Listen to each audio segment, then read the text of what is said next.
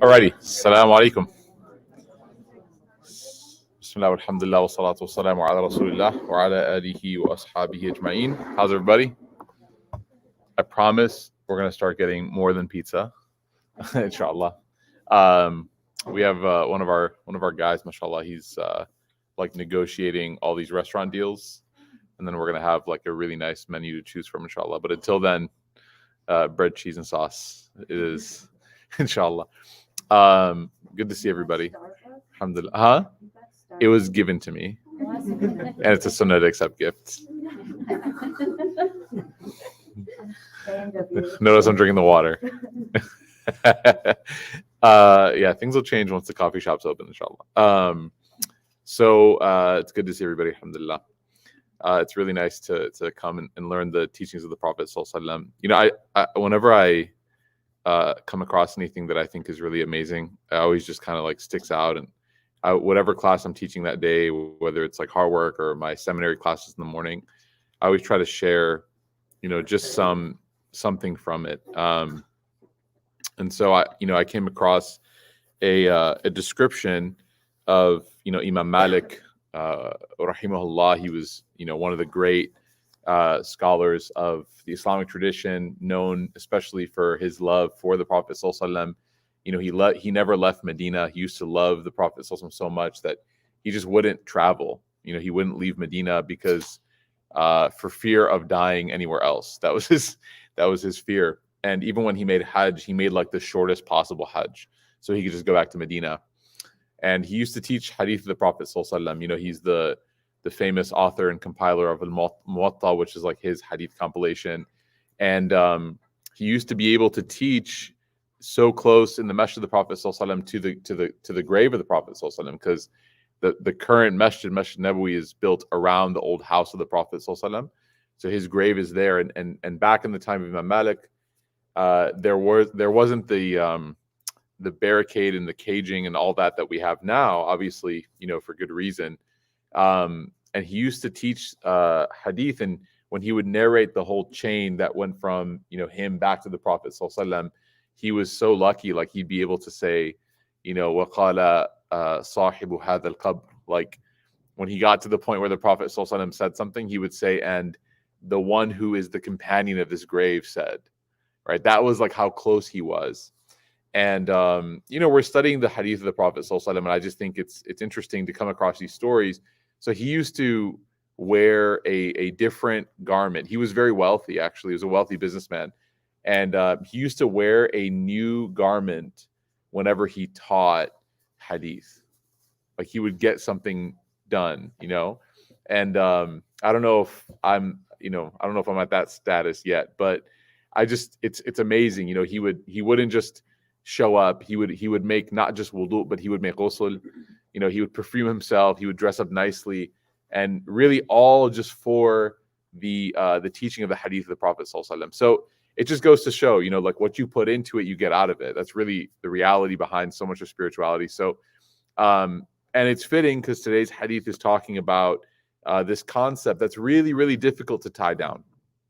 It's a concept, you know, in which there's a lot of confusion. There's a lot of misnomering, sort of misunderstanding about what this concept is. So let's read the Hadith. Let's talk about it, inshallah, and let's go through some of the lessons.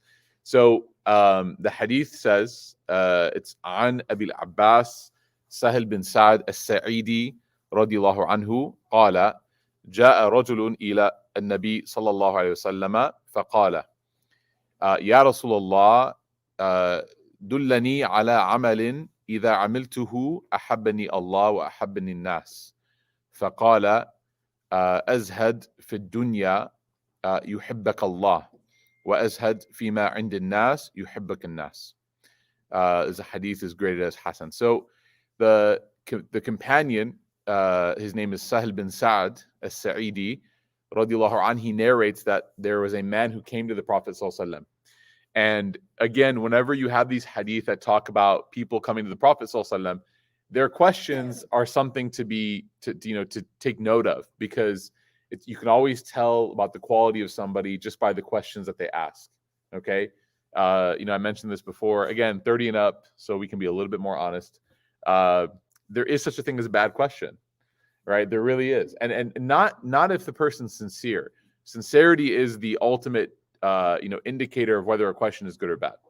Okay, but sometimes people ask questions just for the sake of hearing their voice, right? They almost like they want to take up space in the gathering by asking questions. And you find that the companions of the Prophet ﷺ, when they had the chance, I mean, they were so not nervous, but like in awe of the Prophet ﷺ, that they wouldn't just kind of like barrage him with questions. They would really think about it. And sometimes they wouldn't ask until they were otherwise motivated to do so by somebody else. And so you have these questions, and you know that they were carefully thought of.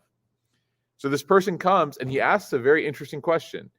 He says, "Oh, Messenger of Allah, guide me, dullani, to a singular action, ala amalin, that إذا عملته أحبني الله وأحبني الناس. If I do it, give me an action that if I'm able to do it, Allah will love me and people will love me." This is a very interesting question. I mean, on so many layers. The first thing that we notice is that this person comes to the Prophet ﷺ in a state of humility, all right, seeking out some sort of guidance. There's no personality or there's no entitlement of like, I got this all figured out, right? I can do this. I know enough about Islam. Let me just pray and do my thing, and that'll be enough. This person comes to the Prophet ﷺ seeking out something, right? Even though like there's many scholars, right, Sahaba that are there that he could ask questions to. There's like Ibn Abbas, Ibn Mas'ud, and others. He comes to the Prophet ﷺ and he says, "I need you to teach me something. Like, I need this." Okay. And really, when it comes to religious knowledge, Ali radiallahu anh, he said something very powerful one time. He said that knowledge knocks on the door of the person, and humility is the way to answer it. And if humility doesn't answer, right, if a person doesn't humble themselves with their deeds, then knowledge leaves. So knowledge doesn't stay, right? Islamic knowledge is not informative, it's transformative. It's not like organic chemistry, right? Sorry for all the organic chemists or the healthcare. It's not like business. It's not those pieces of knowledge are informative in their nature, right? Like when you learn about ionic bonds, it doesn't make you a better person, right? Again, I'm not saying you're a bad person, right? If you know about ionic bonds, what I'm saying is that quintessentially, like in its essence, that knowledge is not a knowledge of virtue and vice. It's not a knowledge of morality. It's not a knowledge of development. It's empirical knowledge. It's knowledge that allows you, and if you reflect on it, then yes, it can, in fact, make you a better person, right? If you think about the wonders of Allah's creation, sure.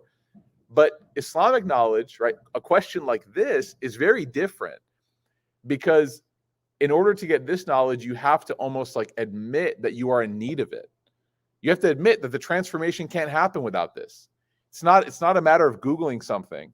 It's not a matter of looking up an answer in a way that's like encyclopedic. So he comes to the Prophet ﷺ very humble, and he says, please, can you give me this direction? There are many times like we come to teachers, and not me, I'm saying I will go to like, a scholar, and I'll ask a question that I'll already have a presumed answer in my head. Like, this is the answer I want. Okay. Even that is a little bit problematic. When I go and ask someone for an answer, and there's a difference obviously between like absolute submission and like, critical thinking and all that. It's fine.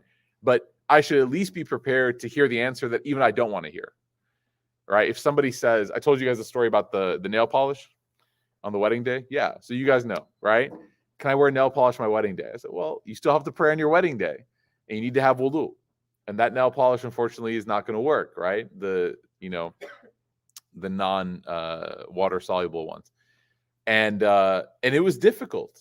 That was definitely not the answer that this person wanted to hear. And then we came up with a game plan, basically no bathroom for the whole day, right? Until Maghrib. And then, you can take off your nail polish at night and you can pray Isha. But the point being was like, definitely the question was asked in hopes that the answer that they had already internally had, right? This little bit of confirmation about it. They wanted that. And subhanAllah, it's difficult. So they come to the Prophet ﷺ and ask this question. And then the second thing that I find interesting just about the question is that oftentimes we especially in like modern religion, the idea of being loved by Allah and loved by people are on opposite ends of the possibility spectrum. Like, if Allah loves you, everyone's going to hate you because you're just like a religious weirdo, but at least Allah loves you. Or if you're a sellout and you don't follow your religion, that's why everyone loves you, right?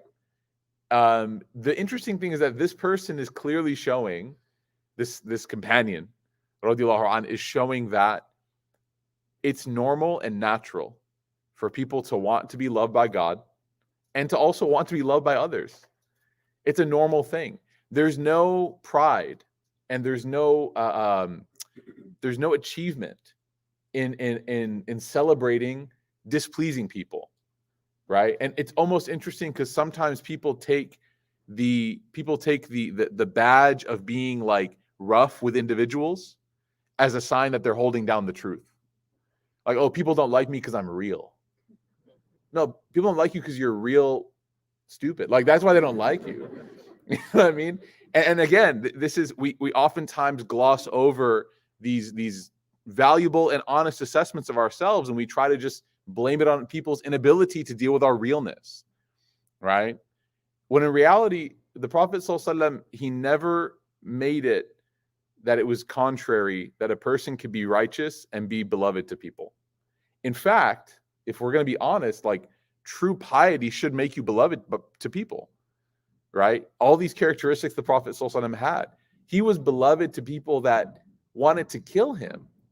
So interesting. They wanted to kill him for political reasons, but they couldn't help but value his character, right? There was one of the leaders of Quraysh that the Prophet ﷺ was going to marry his daughter, and they were making fun of him. And he said, and this is him while he was not Muslim, the leader himself said, I can't think of a better man for my daughter to marry. Meanwhile, they're plotting on how to assassinate him. It's like in-law attention to the next level, right? Like, but think about that. Like, the cognitive dissonance was so real. They wanted to kill him because of his message, but they were like, he is the best. There's no doubt, right? So there's obviously a little bit of jealousy there, a little bit of envy and whatnot, sure. But the Prophet ﷺ never, ever, ever did anyone disbelieve in him because of how he treated them. Like, no one ever said, you know what, your message sounds great, but I just don't like you. They said the opposite. You are impeccable. I just can't submit to this message, but you are impeccable. So we should never, ever let like our void in character be a reason that people, dislike us. And then we should never make excuses for that. We should really always see ourselves as a work in progress, whether it's things like temperament or communication or judgment or any of these, not 101. Remember, this is 30 and up. We're talking like 201, 301 stuff. You can always be a gracious person and you can be patient, this and that. We're talking like deep stuff. Like, how do you really feel about people? Right? Like, how does your heart feel when you see them? That stuff comes out. Ibn Qudama said that the heart is just the root of the tree and then the fruits are the actions. So you can't hide it. I mean, only for a certain amount of time. And then eventually it becomes apparent, right? The batin always becomes zahir. So this man is saying, oh Rasulullah, I want Allah to love me and I want people to love me. So tell me something. And he's smart. He must have been Mayman because he's like, I want one action.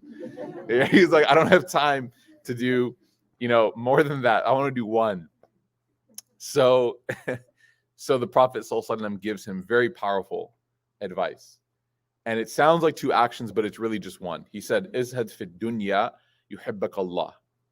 If you, it's going to be hard to translate it, but let's just stick with the Arabic word for now. If you do zuhd in this life, Allah will love you. Wa izhad fima inda nas yuhibbak nas. And if you do zuhd with what people have, then people will love you. So what is zuhd? It's translated in like the really, really bad Arabic to English translation as like asceticism. Okay. If someone is an ascetic, anyone even know what that means? I feel like we're on Jeopardy. What is an ascetic? Yeah, Abdurrahman. I think like an ascetic, they forego all things in this life, and like wholly devoted to like God. Sure. Yeah. So it's oftentimes portrayed as like someone who is materially disconnected and almost like a monk, like a monastic type personality. All right. So if you imagine like I don't know, Mother Teresa or like somebody that was just so disconnected from any material desire that it translated by them not actually having anything. So zuhd, this trait that the Prophet ﷺ is describing, at its primary level, does address not being a person who is materially obsessed. Okay, the opposite of that. But if you look at like the commentary and what these scholars talked about, they defined it in different ways. So let's listen to some of these definitions because I think there's some value in that. Ibn Rajab said that it's al-khilaf an al-raghbati, that it is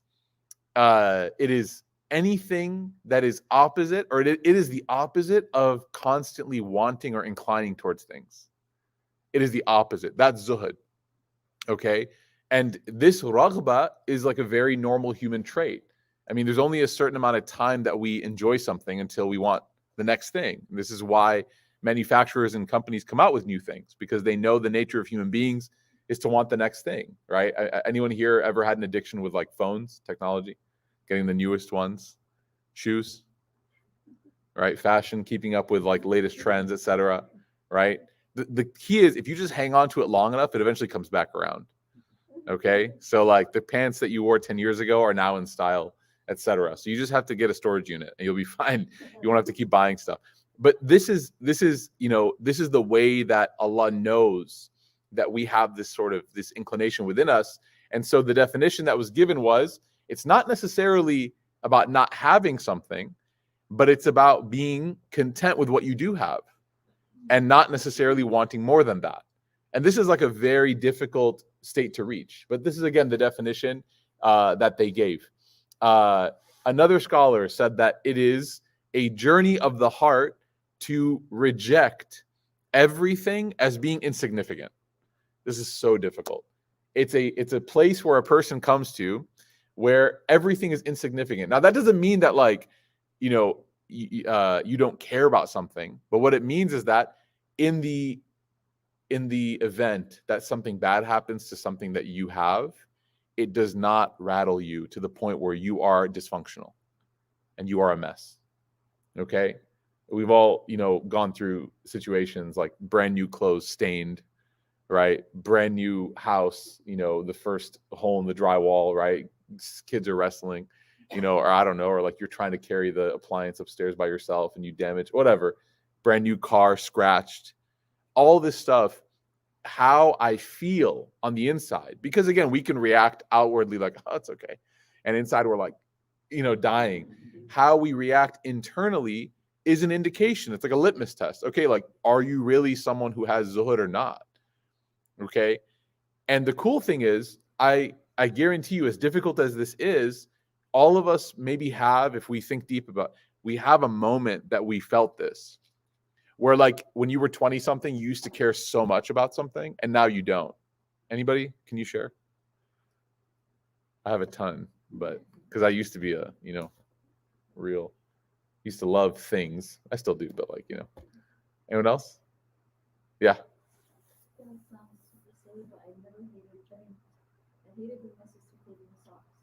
Okay. Now you don't care. See, mashallah, look at that graduation, that maturation, right? It's interesting that you said that, because I actually really appreciate that, because this shows you that it's not a logical issue, right? It is like a nafsi issue. It has nothing to do, like, because again, you said they're just socks. But the nafs has this like weird dominion where it's like, it's mine. They're not just socks. They're just my socks. And so you're not allowed to touch my things, right?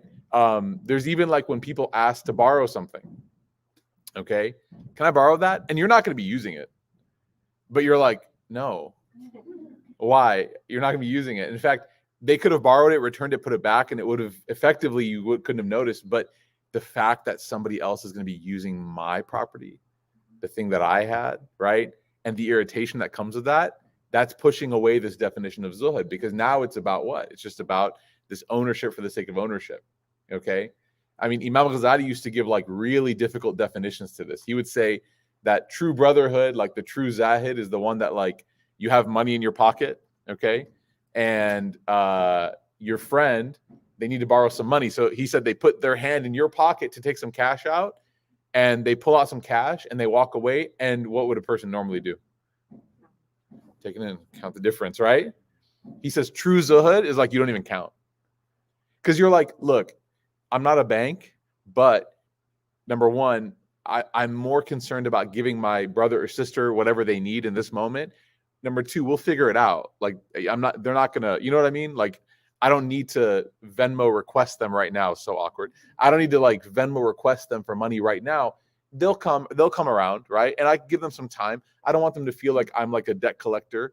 You know, anytime they need to call me or text me, they're avoiding it because they know that they owe me something. That's not how brotherhood is, sisterhood is, right? So that definition is really hard. It's really, really hard to loan someone money. I mean, even Imam Ghazali would say, like, really the true Zahid would just like not even ask for it back and just be like, all right, that's fine. But again, these are ideals. These are very, very difficult stages to reach, okay? So this idea of zuhud is one that the scholars defined, and they said that it basically comes down to being so not focused on material belongings and material things that you find yourself emotionally content whether or not you have them. That you find yourself emotionally content whether or not you have them. It's the Toyota or the Tesla. It doesn't matter to me, right? It doesn't matter to me. It's you know, dal or it's kebabs. It's lentils or it's ribeye. To me, it's irrelevant, right? Because all I need is food. And whatever you put in front of me, whether it's vegetables or whether it's meat or whether it's sweet or whether it's salty, like there's no issue internally, okay? Do I have things that I prefer? Yeah, of course, everybody does. The Prophet ﷺ used to love the shoulder of lamb. Like he used to love different pieces. He used to love gourd, like zucchini, squash, pumpkin. Like he used to love these things. But if you put in front of the Prophet ﷺ like anything, you know, some sort of dry grain bread that was made, he would eat it.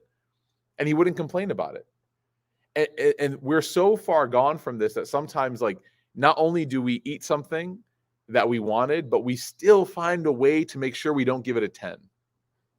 We're like, it was so good, but there's one thing, you know, just, you know, they used sea salt and I wanted, you know, Himalayan salt.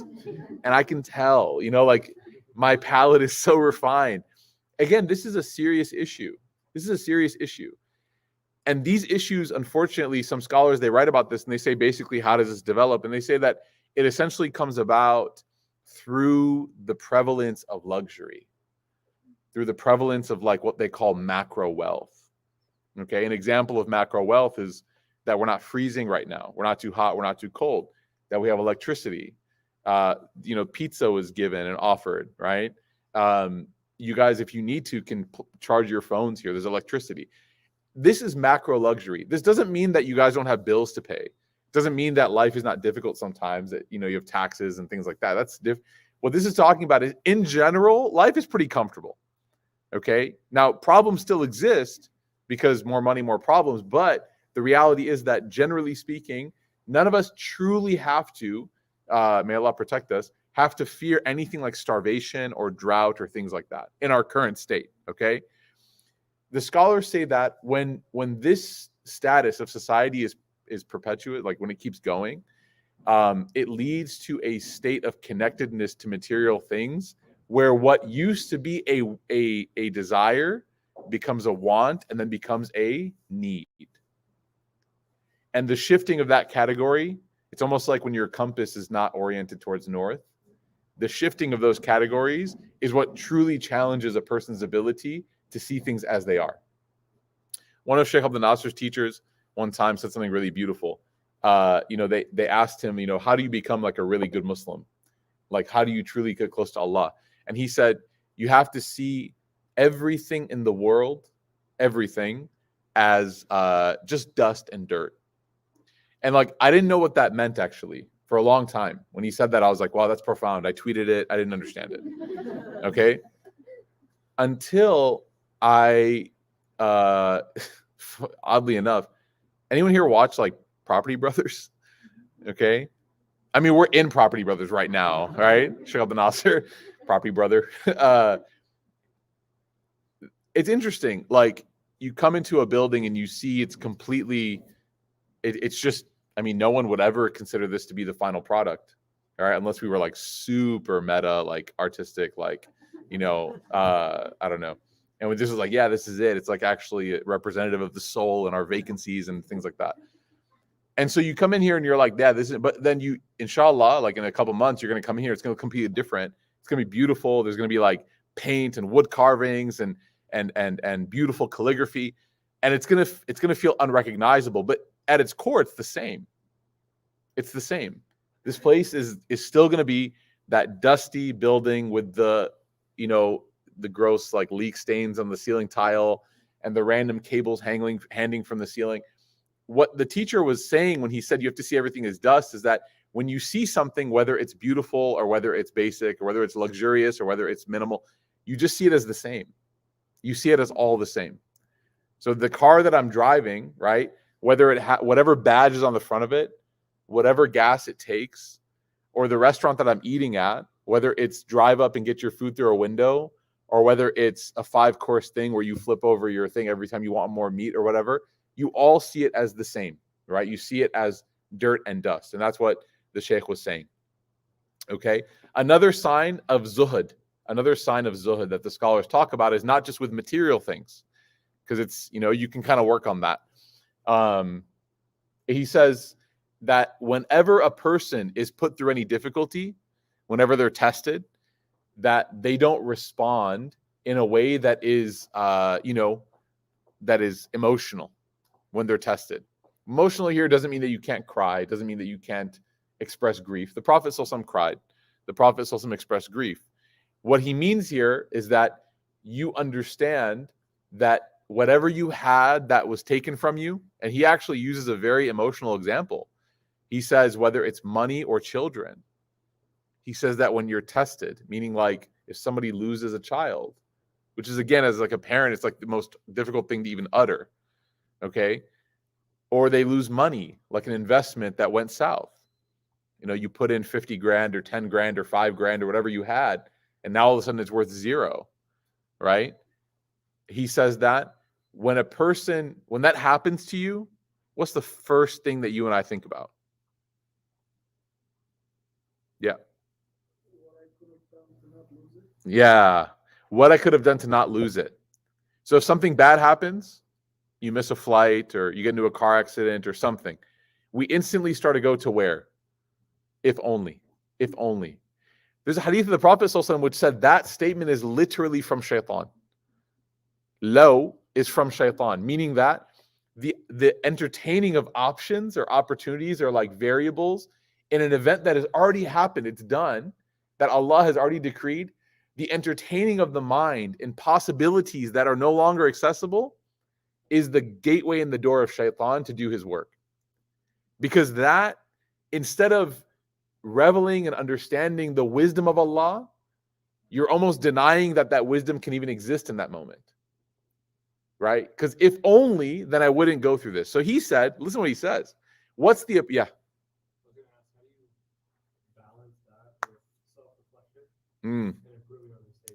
Good. We're going to get there, inshallah. We're going to get there. So he says, what is the appropriate response when something bad happens? When a musibah occurs, what's the appropriate response? He says that the person is arghabu fi thawab, that they see the negative moment and their heart starts to yearn and hope for all the reward that's coming to them. Okay? Anyone here ever not had a dua answered before? That's a trick question because every dua is answered. But anyone here ever had a dua that they made that did not get answered in the way that they made it? Come on, guys. Are you human? Yeah. You prayed for something, right? And as a result of praying for something, you hope for it, and then it doesn't happen, right?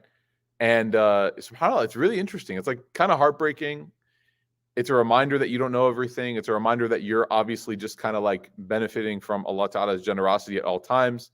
And then you kind of have to think to yourself, well, you know, maybe this wasn't good for me. But then even as you're saying that to yourself, you're like, I have trouble believing that because I know what's good for me. I'm me. And there's just a lot of self-doubt. There's a lot of issues.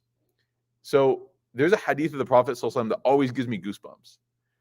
That on the day of judgment, when everybody is apportioned to where they will go, there will be a person who, and everyone's going to be worried on the day of judgment, there will be a person that will be so worried, and then they will come upon this massive amount of good deeds, like this entire amount of good deeds, and they will be stunned.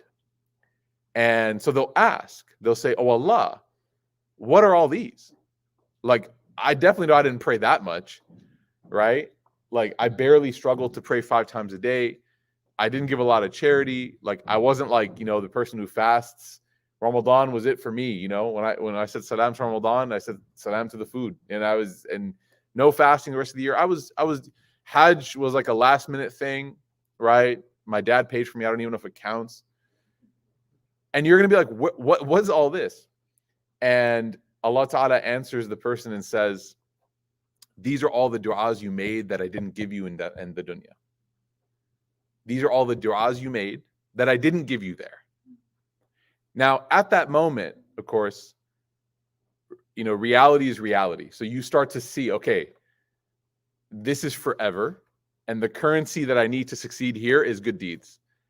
And so you're scraping for good deeds. You're like begging for good deeds. You're like looking for good deeds. And you come across this massive mountain. You're like, thank God. Like, this is it. You know what I mean? This is what I need to get into Jannah. This is it.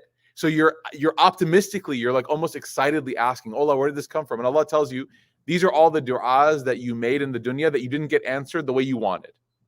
It didn't come to you that way. You know what we say? This it gives me goosebumps every time.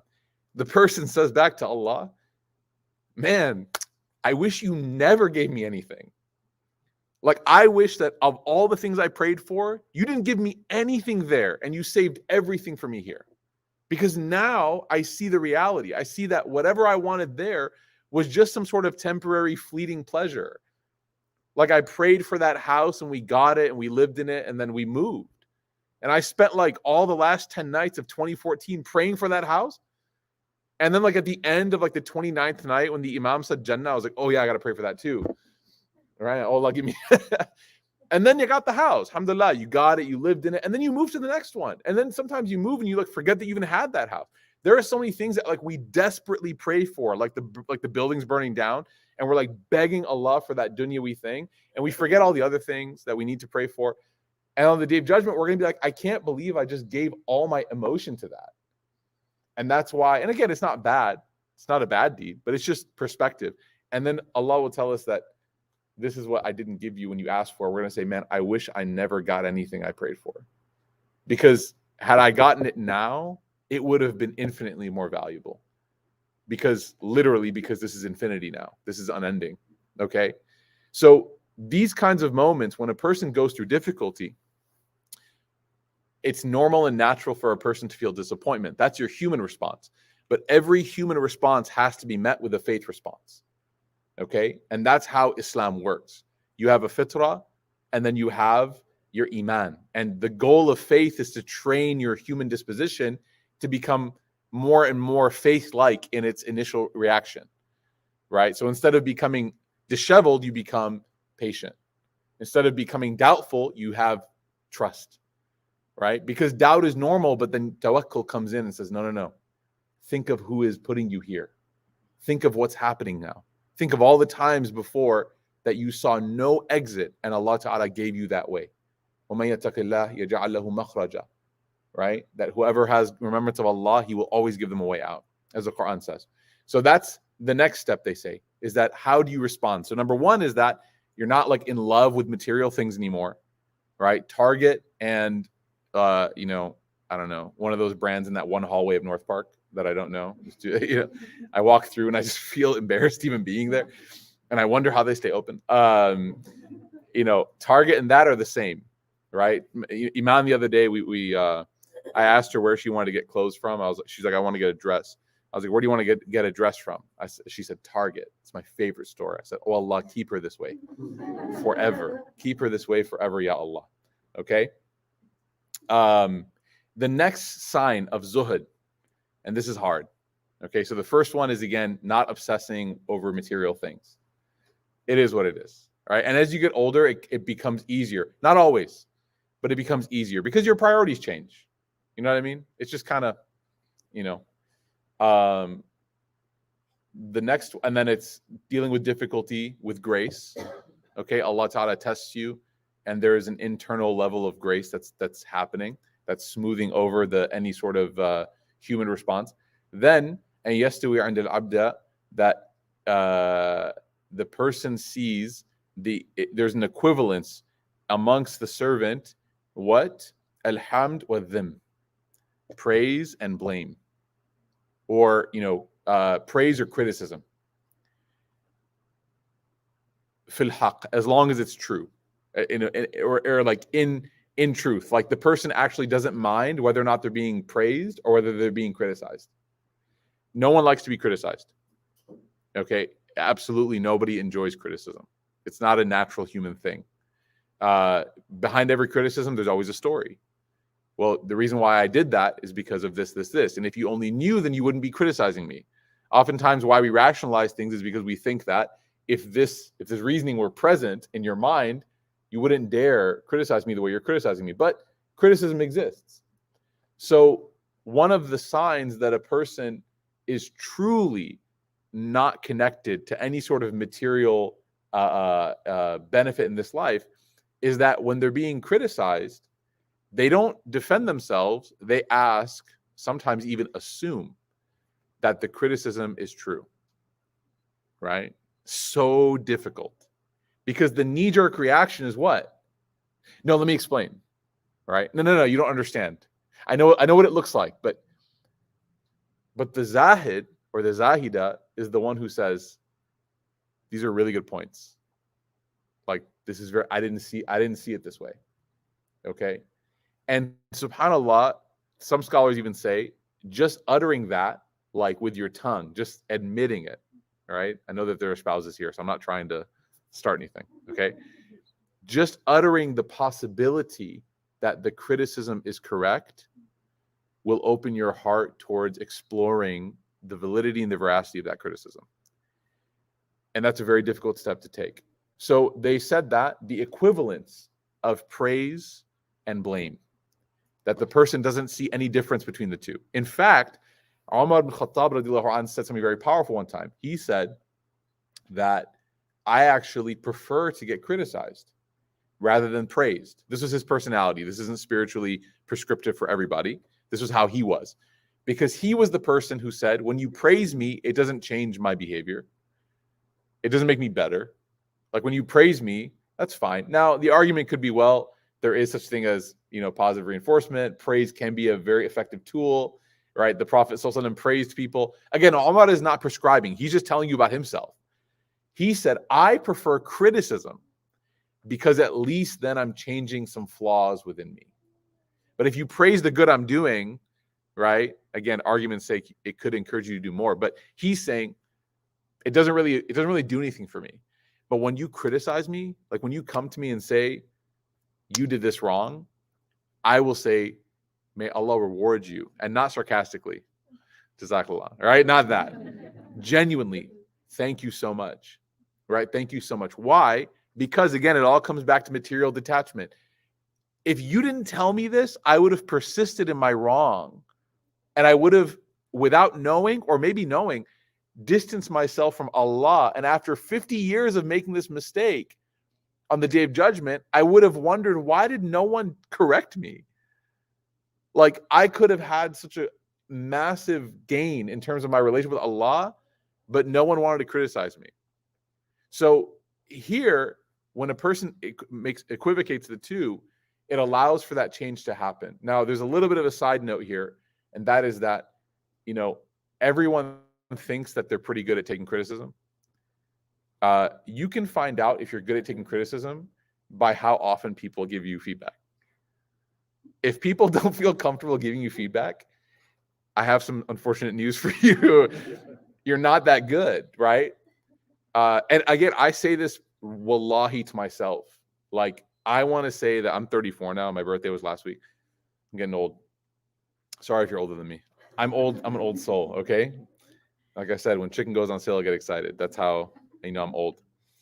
I feel like it wasn't until my 30s is even being generous. I want to say maybe 32, 33, where internally I became less bothered by feedback. I could fake it. When you're an imam, you have to. You know, like really, like I give a khutbah, and the first thing I come out, Jazakumullah khairan, you made 10 mistakes. Let me, you know, and I'm like, oh God, this guy, right? You know, every time. And a lot of times they're irrelevant. But subhanAllah, there were times when it was debatable. I'll give you an example. I gave a khutbah at a masjid in San Francisco, and I described Umar radiallahu an in the khutbah. I mentioned about his transformation. I was trying to paint the picture of where he came from to what he became. And I described him and I said that he was someone who was an alcoholic. I said that, okay? It's factually true. I mean, there's no debate. Like, he was, by his own admission, an alcoholic and more. After the khutbah, I come down and this elderly, like, uncle comes to me and says, thank you so much, but I need to correct you on something. And I said, okay. And again, like, this is like a new frontier for me. I'm like, okay. And I mean it. Like, okay, yeah, sure. And he says, you called Omar an alcoholic, and that's not good. You should say that he had a problem with alcohol, right? Which is, again, person first language, which is better anyways. But the point being is, like, I could have been like, well, look at his own, what he called himself. He called himself like muskir. Like, he said, like, I was drunk all the time. He probably used even like worse language to describe knowing Omar. But you're telling me this.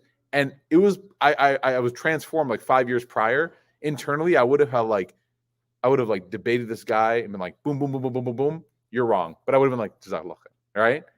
Now I'm like, subhanAllah, man, how many other people in the gathering felt like I was inappropriately talking about Omar? And I felt the weight of that feedback. And now you know that, especially in a Friday khutbah where it's not my community, people who know me, you know, like when you're visiting, your etiquette has to be a little bit more formal. I will never use that term again, only because of that one guy. So if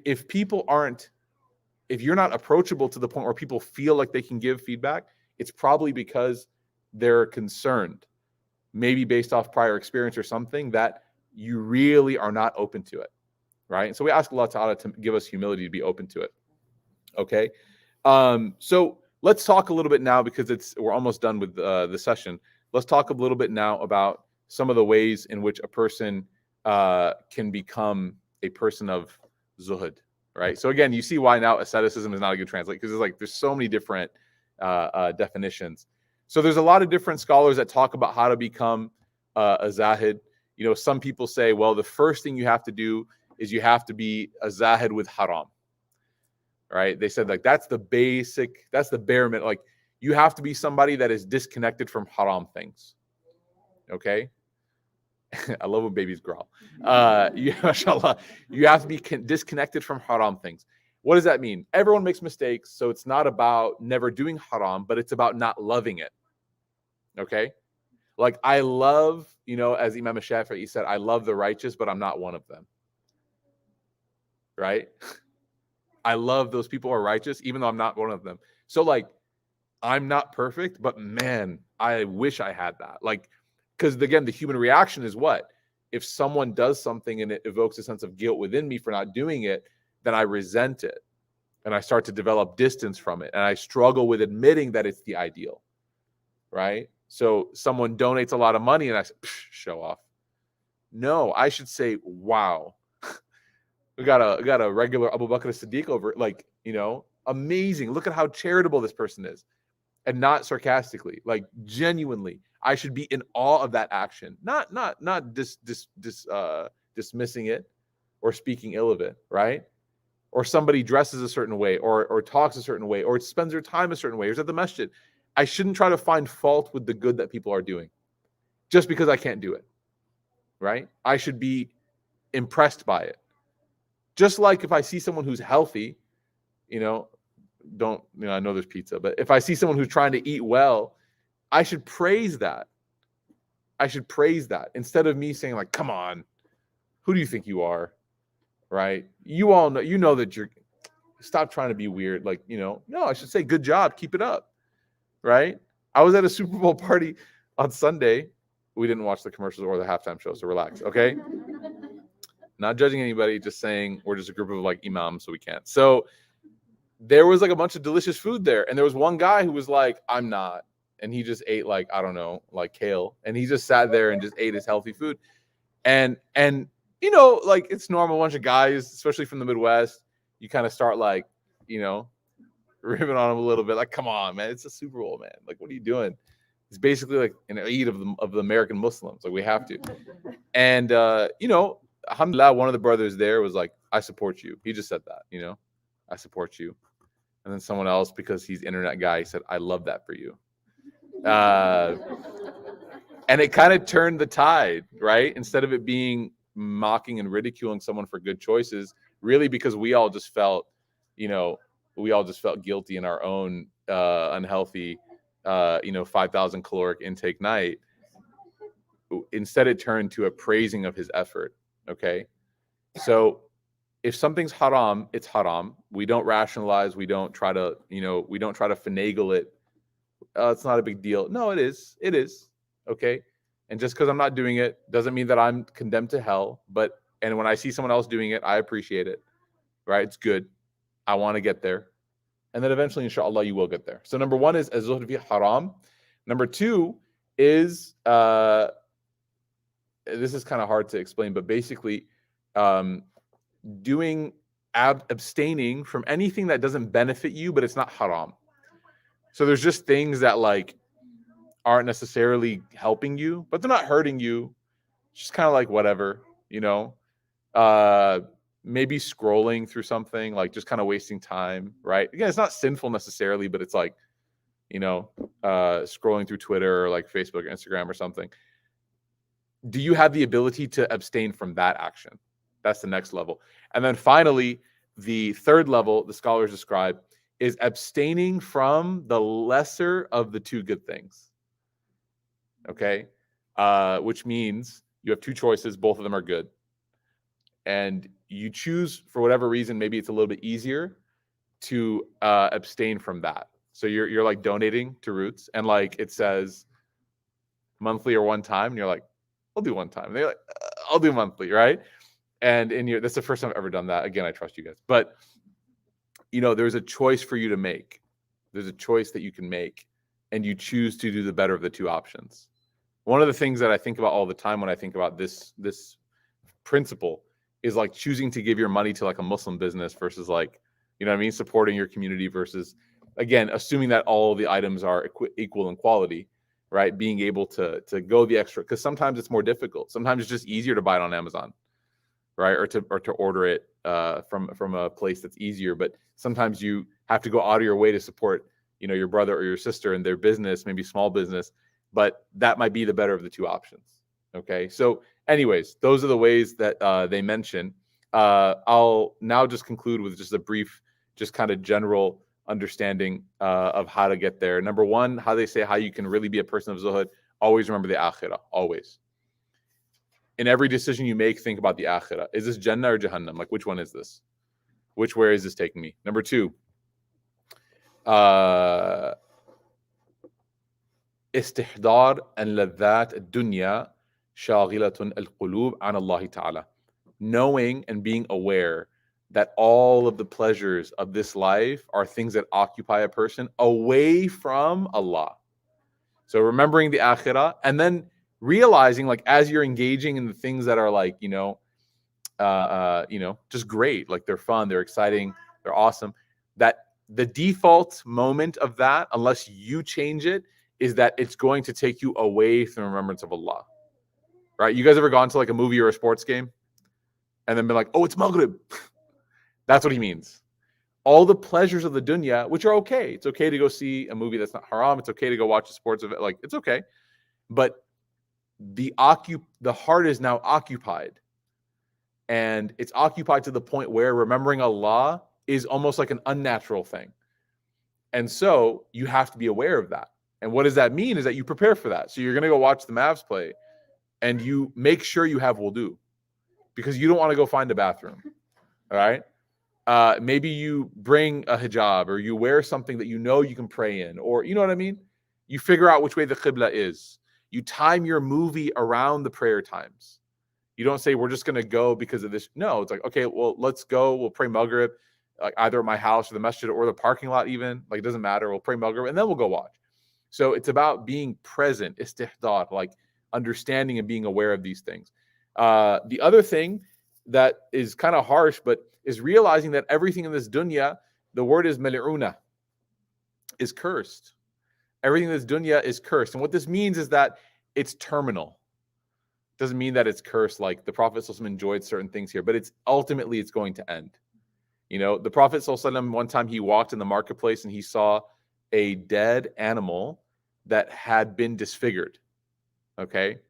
And he asked his companions, he said to them that, do you think that this animal, would be able to be bought for like $1, which is very low price, 1 dirham? And the companions said, no, like we wouldn't even take this if it was free. It's a dead animal and it's disfigured. Like, it's roadkill. That's basically what it was. Okay. And the Prophet ﷺ asked them, he said, why not? Why wouldn't you take it? It's free. And they said, like almost confused, like, Ya Rasulullah, it has no use. It's dead, so it's meta, so we can't eat it because no one slaughtered it. Number two, like it's disfigured, so we can't even use like its hide or any of its, we can't use anything from it. It's basically, unfortunately, it's been wasted.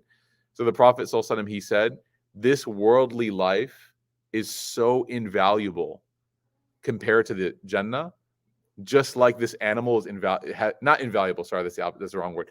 This worldly life is so valueless that in your eyes, this animal has no function, no value, no worth, right?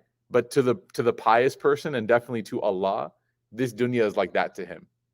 It exists, it's a reality, but when you compare it to Jannah, it's just like this roadkill, right? It just is what it is. And so, again, that's all in comparison to the akhirah. We'll stop here, inshallah. We'll stop here just because I know that this chapter can keep going and going and going. Here's the last one. Sorry, let me just share this with you. Okay. The one of the other characteristics in developing zuhd is when you have what's the word? Indifference towards the world, it doesn't mean that you curse the world. You don't curse the time or the place. So you're not like, oh, like this place like stinks or it sucks, or like, oh man, 2020, what a waste. That was pretty popular, huh? Allah Ta'ala said, La tasubbu dahr fa ana dahr. Don't curse time because I am time. Meaning what? Like time is from me. Every opportunity to exist is an opportunity for Allah. Everyone. It doesn't matter if you're quarantined. It doesn't matter if you're stuck at home. It doesn't matter if you're whatever. Like whatever situation you're in. Ajaban li amr al-mu'min. Every believer has such a unique, amazing life. The Prophet ﷺ said that if anything good happens, qad shakar, that they'll be grateful. And if anything bad happens, sabar, they'll be patient. So every Muslim, every breath you take is an opportunity to get closer to Allah. So we don't curse places or times or anything. But we can be indifferent, meaning that we can be people that are spiritually, we have equilibrium, that we're not in love and we don't hate. We're here and we use it like a hotel room. This is nice, but I know I have to leave. All right. So we ask Allah Ta'ala to give us this quality and this trait. We ask Allah Ta'ala to allow us to be able to act upon this. And we ask Allah Ta'ala to allow us to be people that are full of zuhd in our hearts, that we're not so connected to this dunya that it rattles us, and that we're able to deal with all the difficulties, and that we realize that the akhirah is our eventual abode. Ameen ya Rabbil Alameen. Any questions? Sorry, guys. I know this one was like, there's just so much commentary on this. It was so hard to get through. Yeah. going back to the original Hadith, all these traits will make you more beloved to God. Yes. But then how are these traits more beloved to people? So, okay, good. So the conclusion of the commentary mentions that in the same way that when you disconnect yourself from the world, it shows your relationship to Allah is pure. Because you're not like, oh, Allah is only good when He gives me things. Right? Allah is good in all times. Like, I love Allah whether it's a flat tire or whether it's a new car. I love Allah. In the same way, when you disconnect from the things that people own, it shows that your relationship is pure. I'm not only friends with you when you are doing well. I'm not only friends with you when you have nice things. Like, I'm with you through thick and thin. So the action is singular. That's why zuhd is mentioned. If you can be sincere with Allah, meaning that you disconnect from everything and you don't let anything affect your relationship with Him, for better, like in your life going better or worse, you're still with Allah. If you translate that over to your human relationships, it'll have the same effect. That's why He says yuhibbuka an-nas. People will love you if you're loyal and if you're sincere and if you mean it. The what happens sometimes, like, for example, if someone's going through a divorce, like, everyone just disappears, right? If someone's sick, right? And Imam Ghazali writes about this. He says, like, you think you have a lot of friends and then you get sick and then you go to the hospital and then you die and then you're buried. How many of the people that you called friends are going to be praying your janazah? You know what I mean? And posting on Twitter or Instagram is not praying janazah. Like, how many people will actually take time off, go to the masjid, pray your janazah, drive to the cemetery, put your body in the ground, pray pray for you there, and wait there and pray for you, and then leave, and then hope that your answering of the questions is successful? That's your friend. That's what Imam Ghazali says. He said those are your friends, like real friends, right? And so this concept of like zuhd or being a zahid is like when you have no conditions for that relationship. And that's why when we say I love you for the sake of Allah, that's what we're saying. I love you for the sake of Allah sounds like an insult. In like American colloquial English, it's like, I only love you for the sake of Allah alone. If Allah didn't tell me, that's what it sounds like, right? But it's beautiful. It means I love you no matter what state you're in, because Allah told us to love each other. And like the love that I have for you, it doesn't matter if you're single, married, divorced, working, unemployed, sick, healthy. Like, my love for you as my brother or my sister is there. And that's why you saw the companions were like a really unique group, because they had more than any other society mastered this true love for the sake of Allah. And that's why they were able to accomplish what we would consider to be like miraculous things with each other, right? So that's where the second part comes in. It's basically pure sincerity and loyalty in your relationships is what will get you the love of people. Yeah. Allah knows best. Sorry, I forgot that part. It's because they talk about it as being like one characteristic, so that's why. Anyone else? Any good? Alrighty. One more, yeah, sure. Look, I think all of us, in the room are probably, generally speaking, not every person, but most of us are probably from middle class Americans. We have some disposable income. If you were to give advice on sort of a mental checklist, to buy something, there's always a range of that thing, right? There's always like, I could get the medium one, then the luxury one. I'm sitting here with like every Apple device known to man talking about like being a zahid. Because obviously the challenge would be that you can obviously make various arguments. Oh, but you see, I'm a professional. I have to look presentable at my workplace. Sure. Or, I don't want to buy a cheap one because it might break and it's actually whatever. But if you had like a mental checklist for us, yeah, to ask ourselves before we buy the car, the house, the watch, the clothes, whatever. Yeah, that's a really good question. I think it's different for each person. So the first thing is like you definitely want to make sure that your charity is not impacted by your purchasing habits. Like zuhd is maintained through like disconnectedness from the dunya is maintained through charity. Sadaqatu burhanun, right?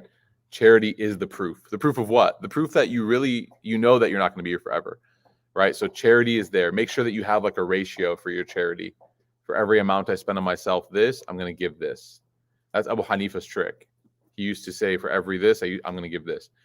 And then as far as like the rationalization process that everyone goes through, I think there's definitely room to consider the reality of need and the difference in quality, right? For sure. I mean, Imam Malik used to dress very well, right? Abdurrahman bin Auf, Uthman bin Affan, etc. These people used to dress very nicely. They used to have nice things.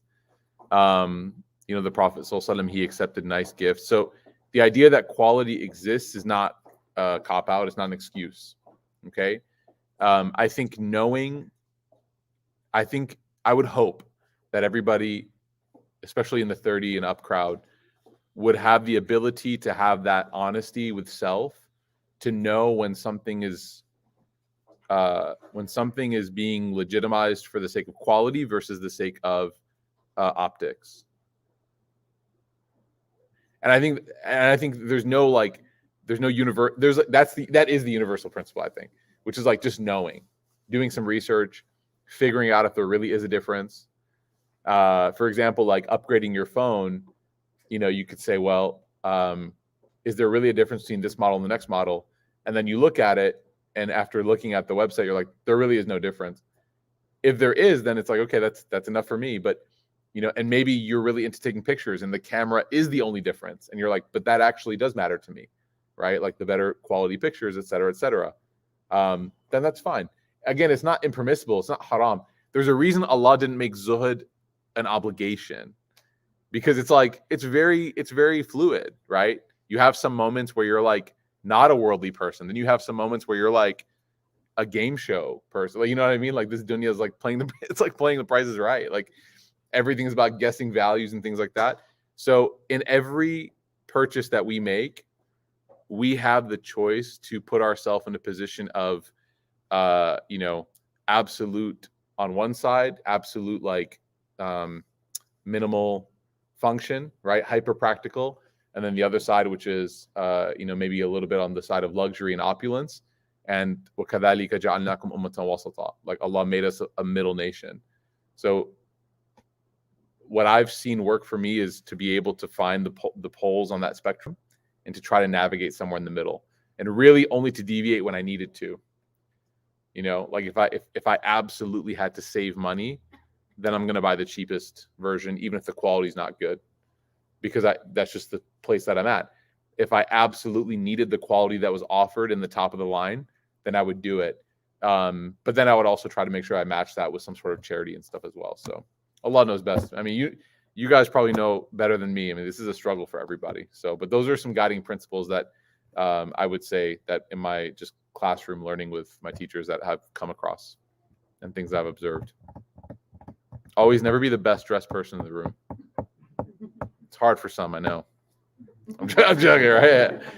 No, I'm joking. No, my mom taught me that. She said never focus on being the best dressed person in the room. You can't control if you are or not, right? Like, but never make that like your internal goal or your barometer in life, that I want to be the best dressed or like the most, have the nicest car. Like never make that your goal, because then it'll be manifest in your personality and your actions and stuff like that. So Allahu A'lam. Allah knows best.